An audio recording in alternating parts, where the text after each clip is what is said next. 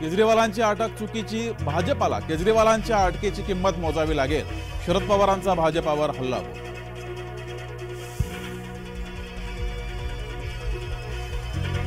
दारू धोरणामुळे केजरीवालांना अटक झाली. ज्यांची चूक झाली त्यांना शिक्षा मिळाली पाहिजे.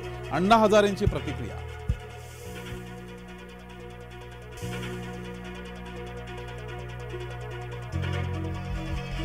आश्रमशाळेत दुधाचा पुरवठा करण्याच्या कामात घोटाळा, रोहित पवारांचा आरोप.